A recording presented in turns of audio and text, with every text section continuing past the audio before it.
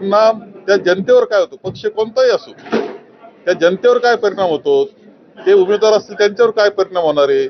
पुढे पुन्हा 20 दिवस त्यांनी आता परत हा निवडणुकीचा कार्यक्रम आतापर्यंत ते राबवत आले, कष्ट करत आले, त्यांना पुन्हा 20 दिवसाचा कार्यक्रम तुम्ही पुढे दिलेला आहे. त्याचा परिणाम काय, याची जबाबदारी कोण घेणार?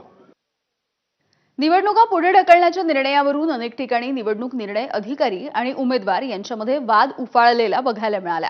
यवतमाळ नगरपालिकेची निवडणूक 2 डिसेंबरलाच झाली पाहिजे या मागणीसाठी विविध राजकीय पक्षांचे उमेदवार हे जिल्हाधिकारी कार्यालयावरती धडकले। तर बदलापूरमध्ये देखील निवडणूक निर्णय अधिकारी आणि उमेदवार यांच्यामध्ये शाब्दिक बाचाबाची झाली आहे।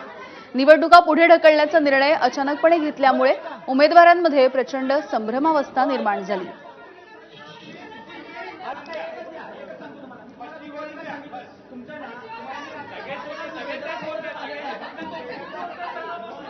अंबरनाथ नगर परिषदेच्या निवडणुकीच्या संदर्भात संभ्रम कायम आहे, कारण 2 डिसेंबरला नगर परिषदेची निवडणूक होणार की नाही हे अद्यापही निवडणूक आयोगाकडून स्पष्ट करण्यात आलेलं नाहीये। त्यामुळे निवडणूक निर्णय अधिकाऱ्यांनी बदलापूरमध्ये घेतलेल्या पत्रकार परिषदेमध्ये उमेदवारांनी गोंधळ घातल्याचं चित्र बघायला मिळालं।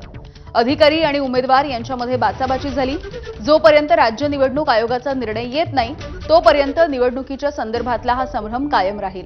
आयोगाने निवडणुकीच्या बाबत घेतलेला निर्णय सर्व उमेदवारांना ईमेलच्या माध्यमातून कळवण्यात येणार आहे।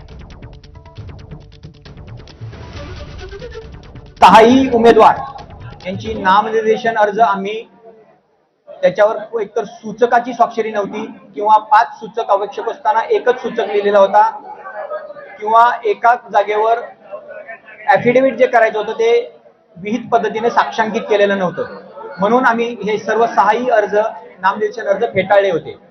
आणि या 6ही प्रकरणांमध्ये माननीय न्यायालयानं 25/11/2025 रोजी निर्णय पारित करून आमचे सर्व निर्णय योग्य असल्याचं डिक्लेअर केलेलं आहे।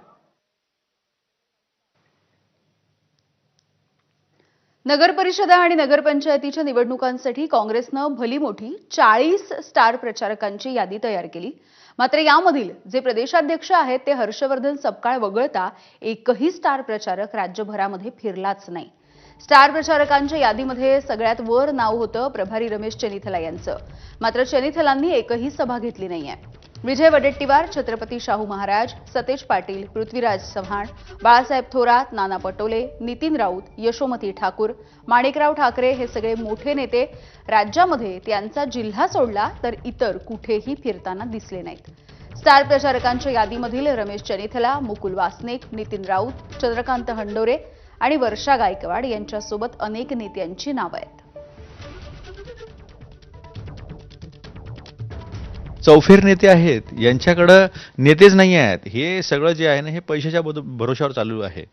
आता 1 तारखेला रात्री 10 वाजेपर्यंत म्हणजे आम्ही प्रचार करत राहायचं आणि यांनी पैसे वाटत फिरायचं, असा हा धंदा जो आहे तो सगळ्यांना लक्षात येतो। 40 स्टार प्रचारक, खूप मोठी यादी आहे। आमच्या याच्यात केंद्राचे पण आहेत आणि राष्ट्रीय पक्ष असल्यामुळे अनेक लोकांची वेगवेगळी डिमांड असते। कोणी 2-3 ठिकाणी बोलवतात, छोट्या निवडणुका आहेत।